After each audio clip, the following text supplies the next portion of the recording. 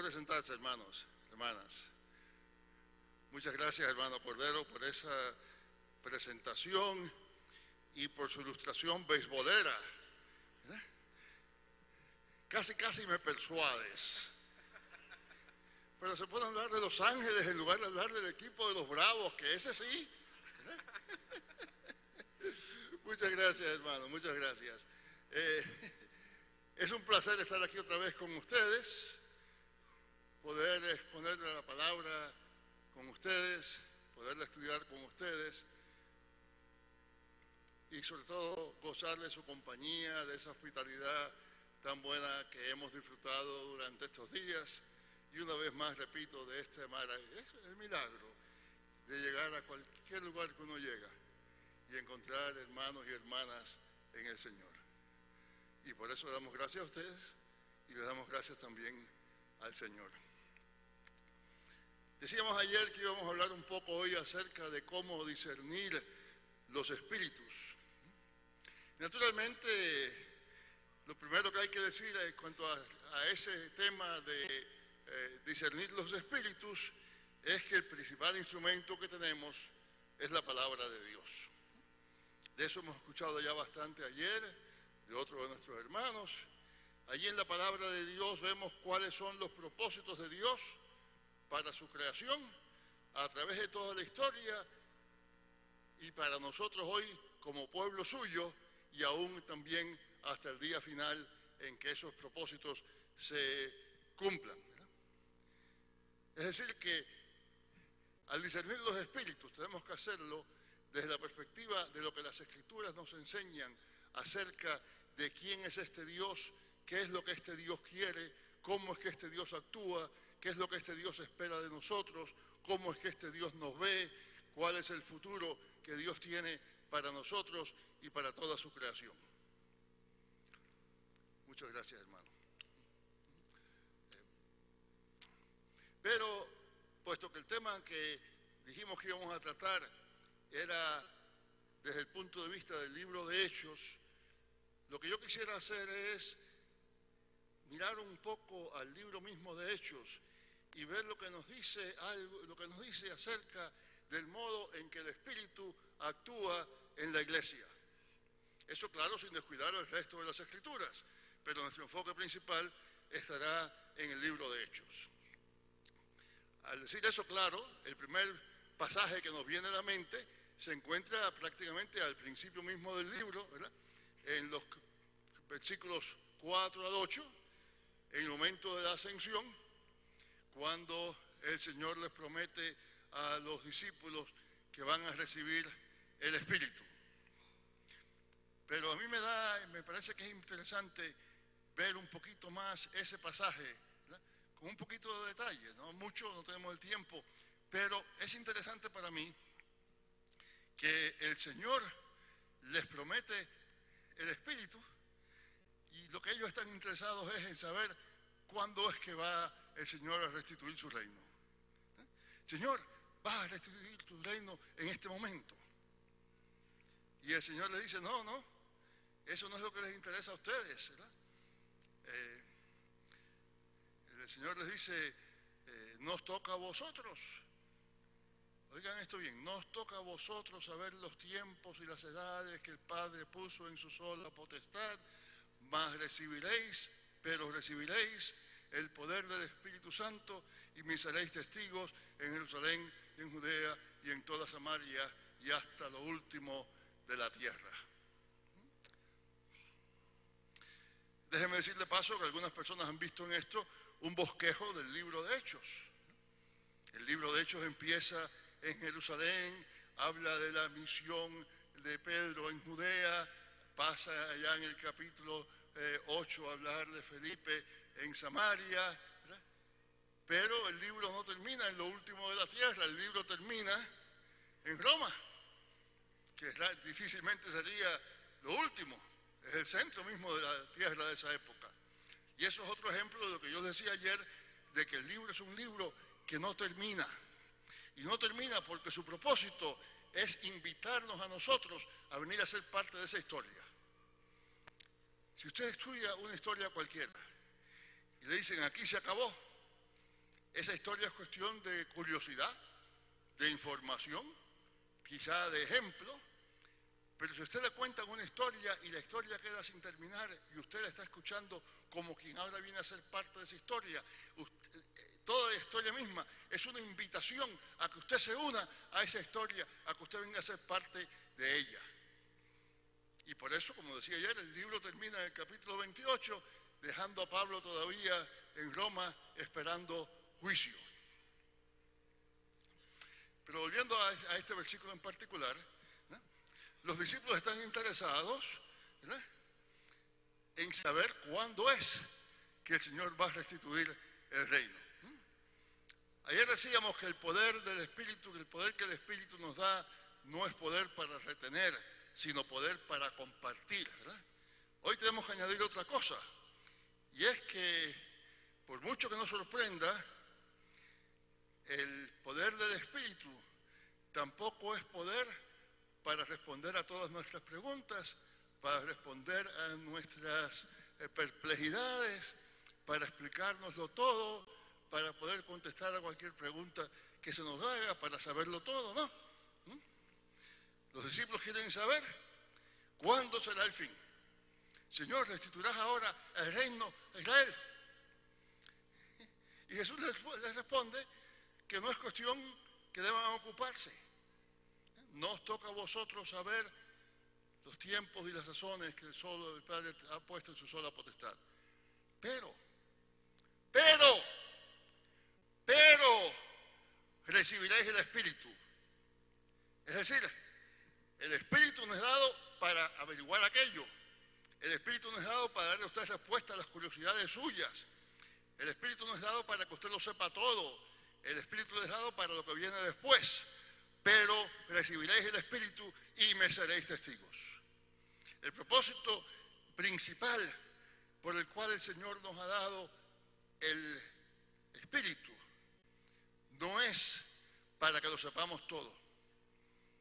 No es para satisfacer nuestras curiosidades. No es para que podamos contestar cualquier pregunta que se nos haga. No.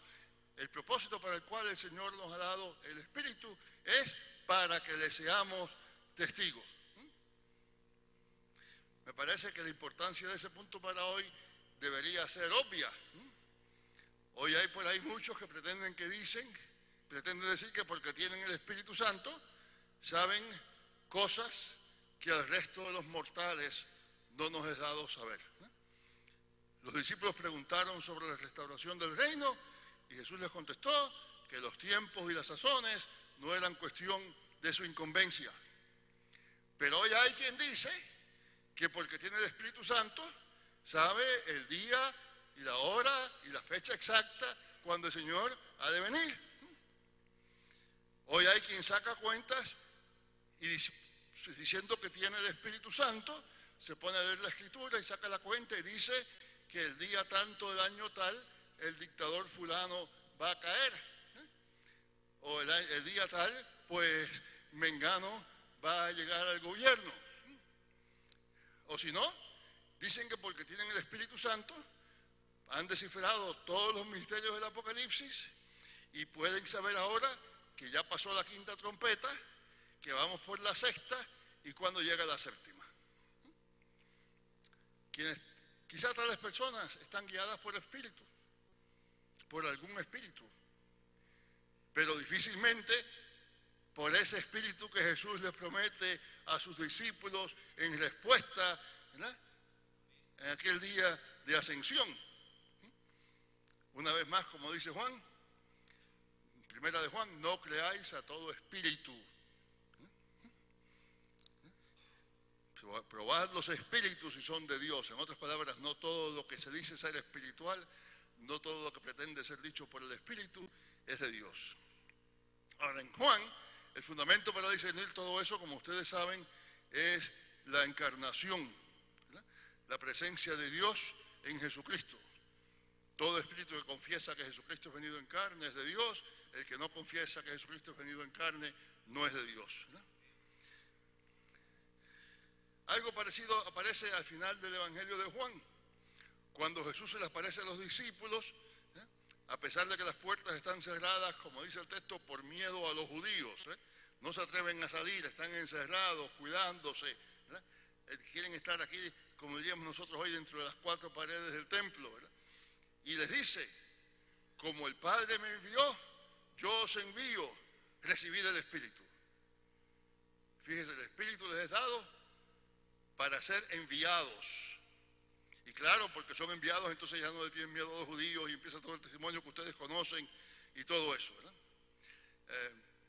Eso es parecido a lo que dice en Hechos, ¿verdad?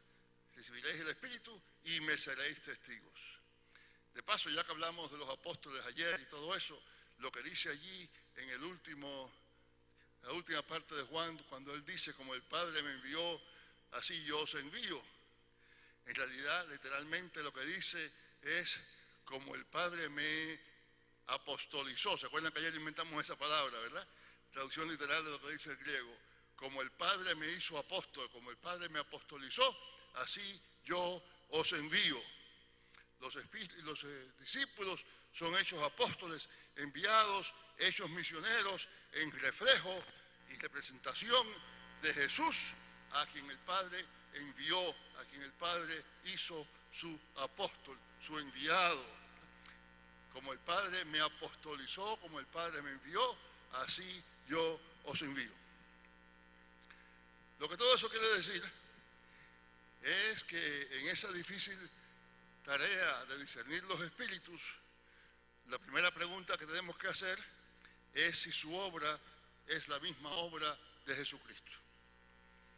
Si quienes pretenden tener el Espíritu son verdaderamente testigos de Jesucristo, no de sí mismos, no de su santidad, no de lo que saben, sino testigos de aquel que fue el primero enviado de Jesucristo, el Señor, quien es el que nos envía y quien nos da el Espíritu para que le seamos testigos.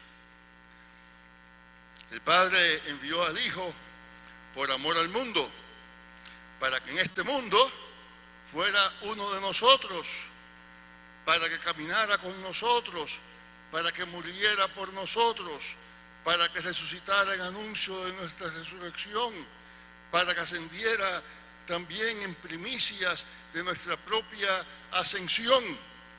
Y eso quiere decir que un espíritu que lleve a quienes lo tienen a despreciar a quienes no conocen a Dios, a apartarse de sus sufrimientos, a vivir una vida muelle y holgada, a construir imperios eclesiásticos, a pretender ser más que los demás.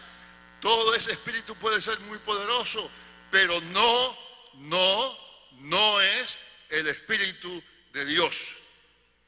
No es el espíritu que Dios nos da, que Jesús nos da para que le seamos testigos. No es el espíritu que Jesús le da a los discípulos para enviarles como el Padre le envió a él. Como el Padre, es decir, a semejanza de la manera en que el Padre le envió, a darse por los demás, a sufrir, a entregarse, a amar. Y ya que traemos a Juan a colación, traigamos también a Pablo, ¿verdad? Ayer hablábamos sobre aquel capítulo 12 de Primera de Corintios, en que Pablo habla de los apóstoles, profetas, maestros, etc. Y casi al final de ese capítulo están los versículos que quienes hoy se dan el título de apóstoles usan tanto para sí, acerca de Dios constituyó apóstoles, etc. Pero ese capítulo termina con un versículo que lo conecta con el próximo. El capítulo 12 termina diciendo, mas yo os muestro un camino más excelente. Es decir, les voy a hablar ahora de una cosa que es mejor, más excelente, que tener dones de apostolado, que tener dones de sanidad, que tener dones de lengua, que tener experiencias maravillosas, ¿verdad? Todo eso. Les voy a hablar ahora de una cosa que está muy por encima de todo eso. Y entonces empieza el próximo capítulo, como dice, si yo hablara lenguas humanas y angélicas y no tengo amor, si yo tuviese toda la fe, de tal manera que traspasase los montes y no tengo amor. En otras palabras, el amor es el centro del testimonio cristiano y es el más alto de los dones del Espíritu. Todos los demás dones son importantes porque son dones de Dios, dones divinos, dones que debemos buscar, sí, amén, aleluya. Pero el don sin el cual ningún otro don vale nada, es el don del amor.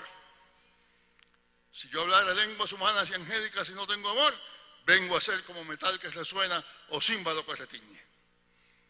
Y si yo tuviese toda la fe, toda profecía, entendiese todos los misterios y toda ciencia, tuviese toda la fe de tal manera que traspasase los montes y no tengo amor, de nada me sirve. El amor es el centro mismo del testimonio cristiano. Por eso aquel pasaje de Primera de Juan, que yo les he mencionado repetidamente, ¿verdad? No creáis a todo espíritu, termina diciendo, amados, amémonos unos a otros.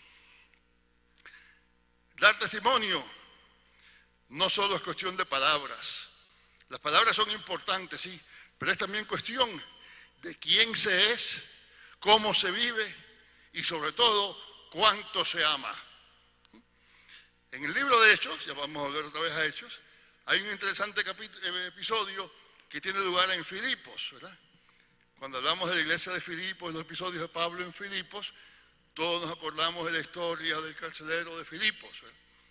Pero ¿por qué están presos? Están presos porque había una joven, una muchacha, que tenía espíritu de adivinación y sus amos se aprovechaban de ella y la explotaban, ¿verdad?, para hacer dinero con el espíritu de adivinación que esa muchacha tenía. Y el espíritu empieza a andar detrás de Pablo y Silas, diciendo repetidamente, estos hombres son enviados de Dios que os anuncian el camino de salvación. Lo que el espíritu de adivinación está diciendo es verdad. Es un testimonio que en sus palabras es cierto, es exactamente. Estos son enviados del Dios Altísimo, estos os anuncian un camino de salvación. Pero a pesar de eso, a Pablo no le gusta, Pablo no acepta tal testimonio, reprende al espíritu, hace que el espíritu se salga de la muchacha y naturalmente es porque les dañó el negocio a los dueños, que entonces lo acusan y Pablo y Silas están en la cárcel cuando viene el episodio que todos conocemos del carcelero de Filipos. Ahora, lo que la joven decía, por obra de ese espíritu de adivinación, lo que la joven decía era la pura verdad.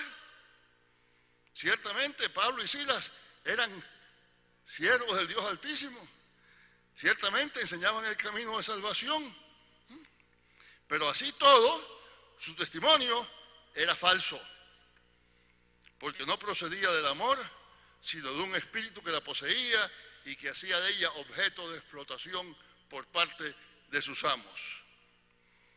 El espíritu de adivinación sabía y declaraba lo que era verdad, sabía y declaraba que Pablo y Silas eran representantes del Dios Altísimo, sabía que Pablo y Silas anunciaban el camino de salvación, pero Pablo no acepta ese testimonio. ¿Por qué? Porque la verdad de Dios no es solo cuestión de palabras, no es solo cuestión de decir lo que está bien dicho, no es solo cuestión de decir la verdad en ese sentido, de decir algo que concuerde con lo que existe, con lo que está pasando, ¿no? El verdadero testimonio es un testimonio que se basa en el amor y que expresa el amor. Y ese testimonio de la muchacha o del espíritu maligno en la muchacha, ese testimonio con todo y decir verdad, es un falso testimonio y un testimonio que los apóstoles tienen que rechazar porque es un testimonio que no se basa en el amor, sino en un espíritu que hace que la muchacha sea explotada. Me parece que es importante que tomemos nota de eso, porque siempre se les hace muy difícil a los cristianos aceptar y gloriarse en cualquier testimonio. no importa de quién venga ni lo que haya hecho. Allá en el siglo IV, el emperador Constantino se declaró cristiano. Bueno, antes de declararse cristiano empezó a ayudar a la iglesia a construir templos, a darle toda clase de privilegios de impuestos a los jefes de la iglesia, y después, al fin y al cabo, ya a un momento de muerte se hizo bautizar. Pero en el entretanto también fue un gobernador recio, a veces violento, que mandó matar a cuanta persona le causaba sospechas, inclusive hasta su propio hijo. Y en medio de todo aquello, la mayor parte de los líderes de la iglesia se quedaron callados y aceptaron aquello sencillamente porque el emperador había acabado con la persecución, les estaba favoreciendo a ellos, les estaba construyendo templos, etc. En nuestra propia América, en tiempos de la conquista, aunque hubo voces de protestas muy fuertes que también debemos conocer y respetar y admirar, la verdad es que la mayoría de los jefes de la iglesia justificaron cuanto se hacía, y ustedes saben cuánto se hizo, ustedes conocen las historias, no tengo que contárselas a ustedes, ¿verdad? Esos jefes de la iglesia justificaron lo que se hacía, diciendo sencillamente que estaban trayendo el evangelio a América, que a los indios a los cuales estaban matando y esclavizando y torturando y explotando y todo lo demás, estaban beneficiándose porque le estamos trayendo el evangelio. Y no hablemos solamente del catolicismo que nos vino de España, sino veamos también la viga en nuestros propios ojos. Aquí mismo en América y en nuestros días hemos visto buen número de cristianos evangélicos apoyando a algún dictador porque ayudaba a los evangélicos o porque él mismo se declaraba evangélico, aun cuando ese mismo dictador estaba mandando a matar a sus enemigos. No, mis hermanos, mis hermanas, tenemos que discernir los espíritus. Todo espíritu que no lleva al amor no es de Dios. Todo espíritu que lleva al abuso y a la explotación, todo espíritu que justifica o quiere justificar el abuso y la explotación, como aquel espíritu de adivinación que la muchacha tenía, todo ese espíritu no es de Dios. Eso lo muestra con creces la experiencia pentecostal latinoamericana. El crecimiento del pentecostalismo, ¿verdad? Del verdadero pentecostalismo, el que es llevado y fortalecido por el Espíritu Santo, no se debe a que haya tenido el apoyo del dictador fulano, ni tampoco de la actriz mengana, ni del atleta sutano. Aunque nos gusta mucho muchas veces hablar, mira que vino el atleta fulano, qué famoso, que viene a ayudarnos, etcétera, etcétera. No es a eso que se debe el éxito, el poder de testimonio. No, el poder de testimonio pentecostal no le viene del prestigio de gobernantes, ni de actores, ni de atletas, ni de famosos predicadores, sino que le viene del Espíritu Santo mismo. Y el día que el pentecostalismo se olvide de eso, el Señor levantará a quien lo corrija.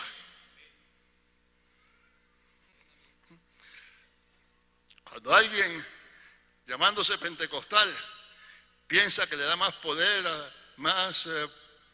o autoridad a su testimonio, aliándose al político de turno, está usurpando el título mismo de pentecostal. El título de persona cuyo testimonio se fundamenta no en el poder del gobernador, no en el poder, en la fama del atleta, sino se fundamenta en el poder del Espíritu Santo de Dios. De aquel Espíritu que en el día de Pentecostés se derramó por igual entre jóvenes y ancianos, hijos e hijas, siervos y siervas.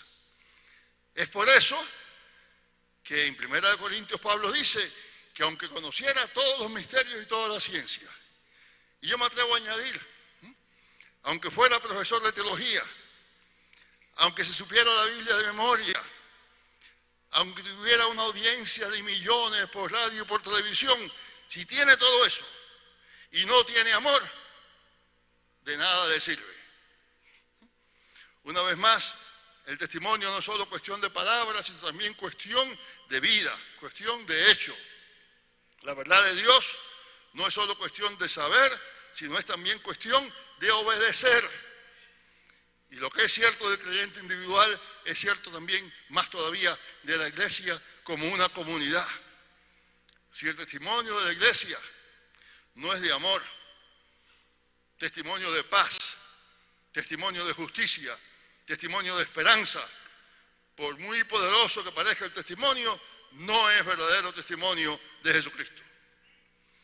Si la palabra de la iglesia es solamente palabra de condenación para quienes no son como nosotros, para quienes no están de acuerdo con nosotros, si nos olvidamos del perdón que nosotros mismos hemos recibido. ¿Se acuerdan la parábola del Señor? Aquel hombre a quien el rey perdonó mucho, mucho, mucho, y cuando salió a la calle empezó a cobrar la miseria que otros le debían. Si la iglesia se olvida de que nosotros somos quienes somos únicamente por el amor de Dios que nos ha perdonado, y si nos negamos entonces, si nos resistimos a ofrecerle ese mismo perdón y ese espíritu mismo de amor a aquellos otros que están todavía lejos de nosotros y lejos del Señor, estamos siendo infieles, porque el modo en lo que se dice y se vive se vuelve entonces falsedad y desobediencia. Hay una instancia de eso muy interesante, si me permiten dejar el libro de Hechos un momento, irme a Mateo, ¿verdad? La historia tan conocida nuestra porque en nuestros países se celebra tanto, lo que llamamos los Reyes Magos. ¿Se acuerdan ustedes que llegan aquellos señores a Jerusalén preguntando dónde es que van a ser el rey de los judíos? Y Herodes invita a sus teólogos, a sus sabios de la Biblia, a la gente que sabe la Biblia, a decirle dónde es que van a ser el rey de los judíos. Y dice, sí, cómo no, mira, va a ser allí, en Belén. Lo que decían era verdad. Pero esa verdad llevó a la muerte de los inocentes. Esa verdad llevó al exilio de la familia que se tiene que ir a vivir a Egipto. Era una verdad desobediente. Era una verdad que estuvo dispuesta a obedecer los mandatos del rey Herodes antes que los propósitos de Dios. Que estuvo dispuesta a salvarse a sí misma sencillamente diciendo, sí, mira, es allá en Belén de Judá. Por tanto, ese testimonio, con todo dice verdad, es lo que la Biblia dice.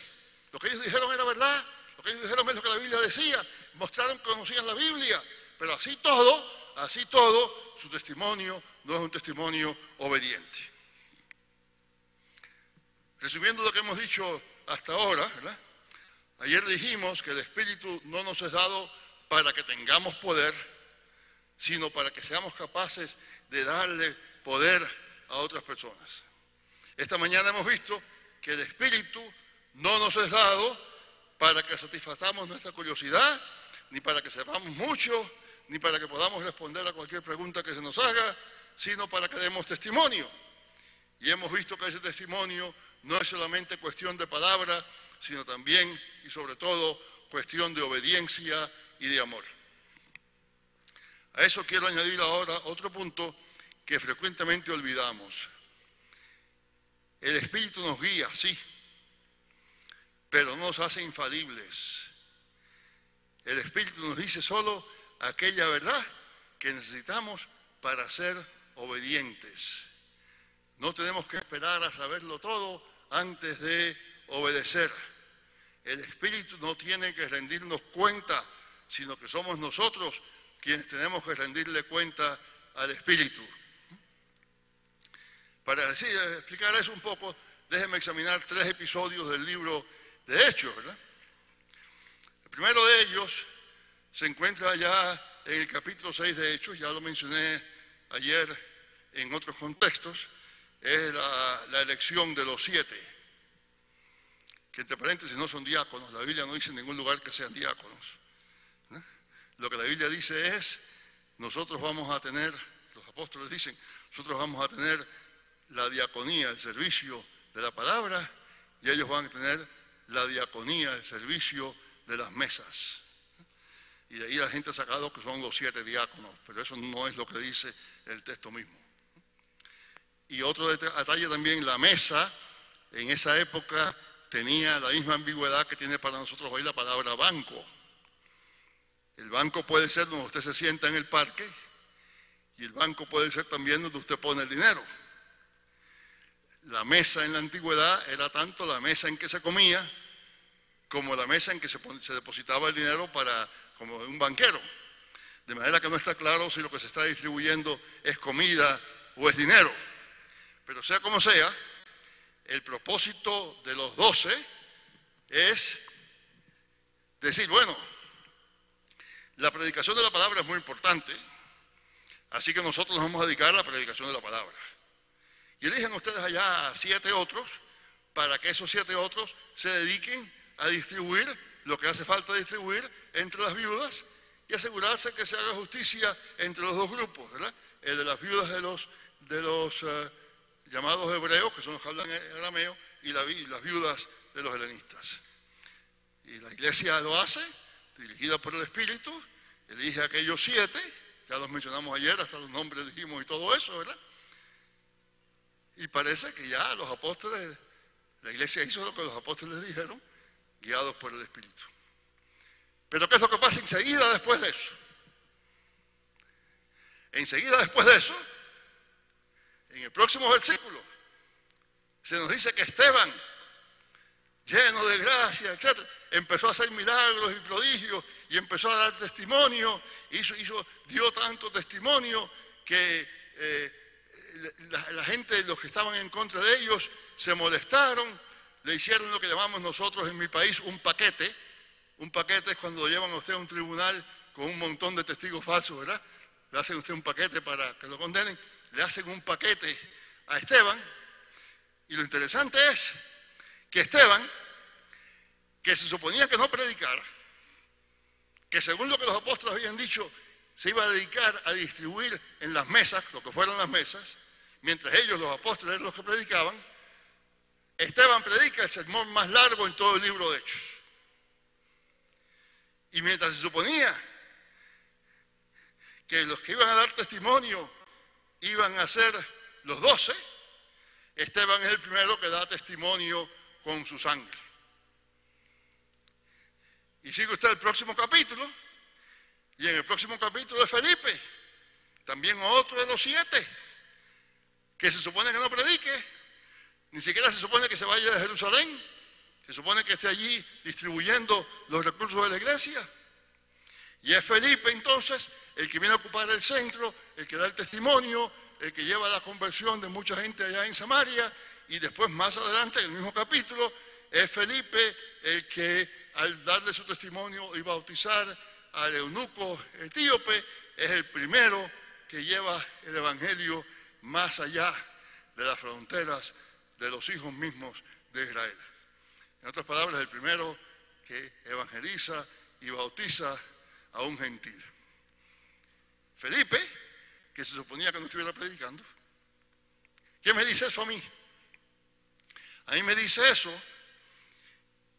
que el Espíritu Santo sí guió a los apóstoles, a los 12, al sugerir, al decir que se hiciera una elección, y guió sí a la iglesia en la elección, pero el Espíritu Santo tenía propósitos mucho más allá de lo que ni los 12, ni la iglesia, ni los 7 se podían imaginar.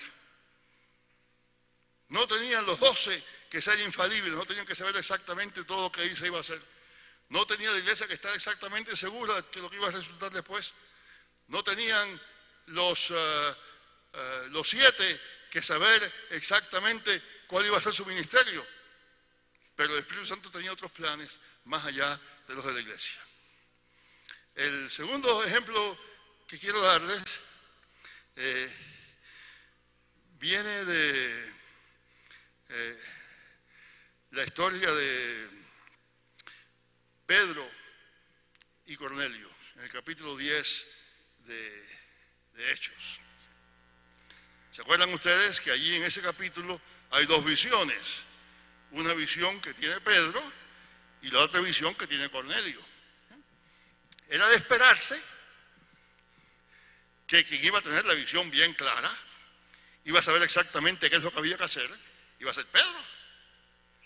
Pedro, que había estado con Jesús casi desde el principio. Pedro, que fue el que dijo allá, tú eres el Cristo, el Hijo del Dios viviente. Pedro, quien fue el que se paró en Pentecostés y predicó. Pedro, que junto a Juan fue allá a la puerta de la Hermosa y sanó el cojo, y después junto a Juan se enfrentó al Sanedrín. No, si alguien va a recibir una visión clara, va a ser Pedro. Él es el que de verdad está al centro mismo de las cosas. Y hay otro señor allá, Cornelio. Cornelio es un centurión romano. Dice la historia dice que era un hombre piadoso. Los judíos de esa época se acostumbraba a llamar piadosos o temerosos de Dios a los gentiles que creían en el Dios de Israel, creían en las leyes morales del Dios de Israel, trataban de cumplir esas leyes y vivir según esas leyes, pero no se hacían judíos y por tanto eran temerosos de Dios. Iban a la sinagoga. Usted encuentra ya más en otro lugar en Hechos, cuando Pablo está en Antioquía, si usted lee el discurso de él allí, va a ver que varias veces dice, vosotros, hijos de Israel, y los que teméis a Dios. Se está refiriendo a dos grupos. Ahí están los judíos de verdad, los que son hijos de Israel, y los que son temerosos de Dios. Un temeroso de Dios como eso es el eunuco etíope, a quien ya me referí, que no se podía hacer miembro del pueblo de Israel, porque la ley prohibía que un eunuco se añadiera al pueblo de Israel. Tenía que seguir siendo temeroso. Bueno, pues Cornelio es uno de esos temerosos de Dios. Vive en una ciudad absolutamente pagana. Una ciudad que lleva el nombre de Cesarea porque fue construida por el César. Una ciudad donde había todos los templos paganos que había en cualquier ciudad greco-romana. Templos que no se podían construir en Jerusalén porque los mismos romanos sabían que aquello había que respetarlo, ¿no? Pero en Cesarea sí. La mayor parte de los judíos hacían todo lo posible por no ir a Cesarea porque era una ciudad inmunda, contaminada. Si iban a Cesarea porque era el puerto de mar, llegaban ahí, seguían enseguida para Jerusalén, no se quedaban allí. Y allá está, en el otro lugar está Cornelio, que también va a tener una visión. Y usted piensa, bueno, la visión que va a estar bien clara es la de Cornelio. Digo, la de Pedro, la de Clara. Cornelio le va a decir más o menos, bueno, mira a ver qué te dice Pedro. Pero eso es lo que sucede. La historia dice que la primera cosa en el orden del tiempo, la primera visión es la de Cornelio. La visión de Cornelio llega un día completo antes que la de Pedro. La visión de Pedro es una cosa confusa. Dice que estando él allá vio una cosa, y es literalmente eso lo que dice el texto griego, una cosa, como una sábana que descendía. Y que había un montón de animales, ustedes conocen la historia, animales inmundos, animales limpios, y la voz le dice, mata y come. Y Pedro dice, no, Señor, no, yo nunca he hecho tal cosa, no. Y otra vez la voz, mata y come. Y Pedro otra vez le dice, no, Señor, no, yo nunca he hecho tal cosa, no. Y por tercera vez, mata y come. Y Pedro, no, Señor, yo no voy a hacer eso porque yo soy judío, limpio y puro, y yo no me contamino con esas cosas. Y Pedro está todavía en eso. El texto dice que estaba perplejo, dice la Biblia, cuando llegan a la puerta los individuos que mandó Cornelio desde Cesarea. Un día antes, dice el texto, Cornelio tuvo una visión. Y dice literalmente, dice que vio claramente de día. No era ni un sueño, ni una cosa medio fusa, ni una sombra, no. Vio claramente de día. Y la visión le dice, le manda bien claramente, le dice, manda a buscar a Simón, que está posando en casa de Simón el curtidor, en Jopa, frente al río. Lo único que le faltó fue que le diera el código postal, ¿verdad? Digo exactamente todos los detalles. Y entonces llega la visión, llegan los enviados de Cornelio donde está Pedro, y Pedro, viendo que el Espíritu le dice que se vaya con ellos, se va con ellos. Y llega a Cesarea. Y lo primero que dice cuando se encuentra con Cornelio, dice, miren, ustedes saben que no es lícito para un judío como yo tratarse con gentiles como ustedes. Pero el Espíritu de Dios me ha mandado que no le llame a nadie inmundo. Yo casi oigo ahí decir, si de por mí fuera, eso es lo que yo diría, pero como el Espíritu no me deja, ¿verdad?, pues no lo digo. Y entonces entra y empieza a predicar su sermón de siempre. Y sucede lo que todos ustedes saben que sucede muchas veces en la predicación. El Espíritu Santo desciende sobre los que están oyendo, y al ver que el Espíritu Santo desciende sobre los que están oyendo, Pedro dice, bueno, ¿será lícito retener el bautismo de estas personas a quienes ha sido dado el Espíritu Santo? Y Pedro los hace bautizar. Y otro detallito entonces bien interesante, dice que se quedó allí en casa de Cornelio por varios días. Cornelio, Pedro, el que no quería ni siquiera acercarse a Cornelio. Pedro, el que decía que nunca había andado con ninguna cosa inmunda. Pedro, el que había dicho que la ley no le permitía estar con un gentil. Pedro ahora se queda varios días en casa de Cornelio. Me parece a mí que lo que sucede allí no es solamente la conversión de Cornelio, es también la conversión de Pedro. Pedro se convierte de un evangelio estrecho para nosotros nada más a un evangelio amplio para el resto del mundo. Eso es lo que pasa, entre paréntesis, en la vida de la iglesia siempre. La misión de la iglesia siempre es también la conversión de la iglesia. La iglesia se va convirtiendo ella misma según va dando testimonio, va descubriendo quién es ese Dios a quien sirve, según ella misma va dando testimonio. Y sigue usted leyendo entonces, llega el próximo capítulo. Y en el próximo capítulo, los hermanos de Jerusalén no están muy contentos con lo que hizo Pedro. ¿Cómo te has atrevido a mezclarte con esa gente? Entre esos hermanos hay muchos que recibieron el Espíritu allá en Pentecostés. Pero todavía dicen, Pedro, ¿cómo tú hiciste eso? Entonces Pedro les cuenta lo que sucedió.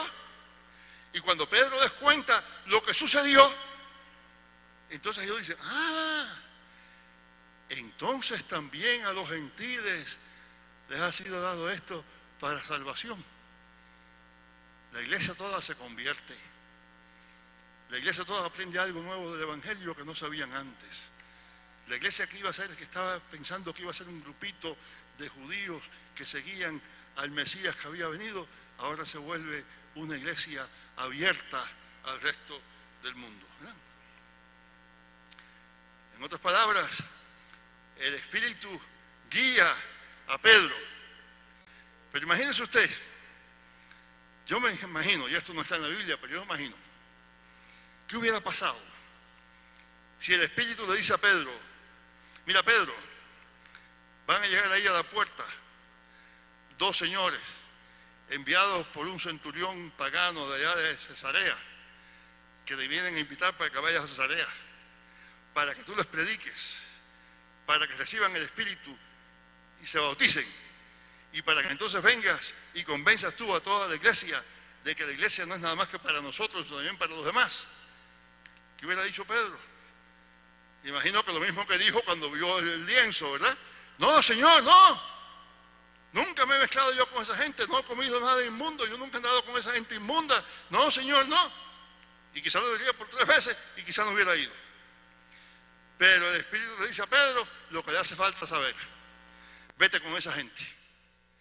Y Pedro se va con esa gente, y en la guía misma de lo que el Espíritu va haciendo a través de él y a través de Cornelio y su gente y todo eso, Pedro mismo va descubriendo dimensiones nuevas en lo que le había dicho el Espíritu. El tercer ejemplo que quiero darles es otro ejemplo bien conocido. La visión del varón macedonio. Pablo y sus compañeros llevan ya bastante tiempo viajando. Hechos nos cuenta muy cortito, con muy poco detalle, pero ese segundo viaje posiblemente fue tan largo en cuanto al tiempo como el primero. Lo que pasa es que Lucas nos repite lo que sucedió en cada ciudad, ¿no? Pero llevan ya tiempo viajando. Están en el extremo de esa península que ahora es el centro de Turquía, la península de Anatolia. Están allí ya junto al mar, en la ciudad de Troas. Han tratado de predicar en varias provincias cercanas, y dice el texto que el Espíritu se lo prohibió. No dice cómo fue que el Espíritu se lo prohibió, pero el Espíritu se lo prohibió. Me imagino que ya dicen, bueno, ya terminamos entonces, vamos a volver. Están junto al mar. Y entonces viene la visión del varón macedonio. Pasa a Macedonia y ayúdanos. En griego como en español, no hay que decir que es varón. Si usted dice un macedonio, pues entiende que es un hombre macedonio. Si usted quiere decir una mujer, dice una macedonia. Igual que aquí usted dice un mexicano o una mexicana, y no tiene que decir un varón mexicano. Porque si usted dice mexicano, se da por sentado que es varón. Pero el texto, sin embargo, enfatiza eso. Dice, un varón macedonio. Es como si usted dijera, un hombre masculino, varón mexicano. ¿Qué está diciendo usted? Está subrayando el género de esa persona. Y ese varón le dice a Pablo, pasa a Macedonia y ayúdanos. Y Pablo, en respuesta a esa visión, como ustedes saben, pasa el mar, entra en Europa y llega por fin a Filipos. Y en Filipos, haciendo lo que ellos siempre hacen, van a buscar la sinagoga. Bueno, para que haya una sinagoga, tienen que reunirse 10 varones. Y le dicen, bueno, allá hay un lugar de oración. Y se van allá. La palabra que se usa allí también se puede usar para sinagoga. Y en allá, ¿y qué es lo que encuentran? Unas mujeres que se reúnen para orar. Entre esas mujeres hay una que es de Tiatira. Tiatira es una ciudad que está muy cerca de donde estaba Pablo cuando tuvo la visión.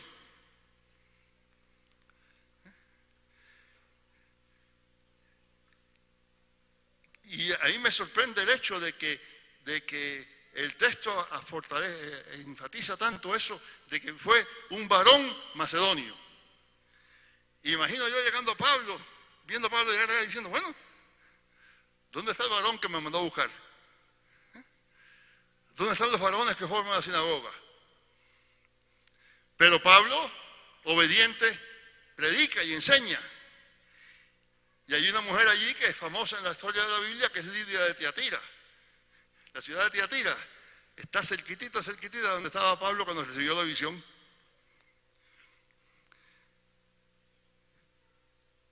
Yo imagino que el Espíritu no le dice a Pablo, mira, vete allá a Filipos a predicarle a unas mujeres, la principal de las cuales es de aquí cerquita.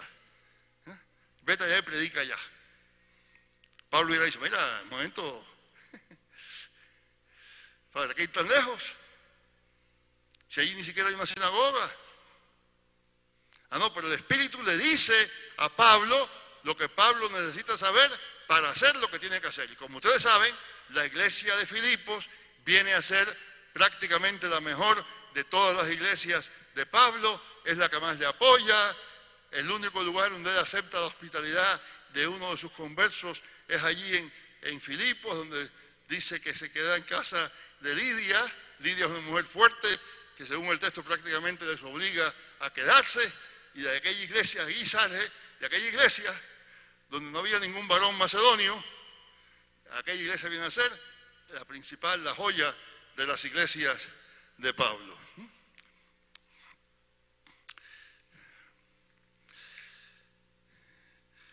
Una vez más, el Espíritu no nos hace infalibles ni omniscientes.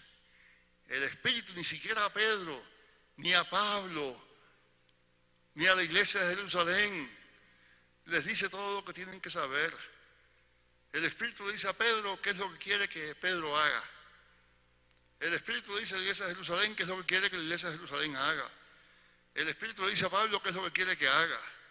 Y lo demás queda en manos del Espíritu. El Espíritu nos da visión y poder para hacer lo que el Espíritu manda. Pero los caminos de Dios están muy por encima de nuestros caminos, y los propósitos del Espíritu están muy por encima de nuestros propósitos. Una vez más, el Espíritu no está para que tengamos poder por encima de nadie. El Espíritu no está para que sepamos todas las cosas y contestarnos todas las cosas. El Espíritu viene para hacernos, para darnos el amor, la visión necesarias para ser testigos de Jesucristo donde quiera que vayamos. Que el Señor les bendiga, hermanos.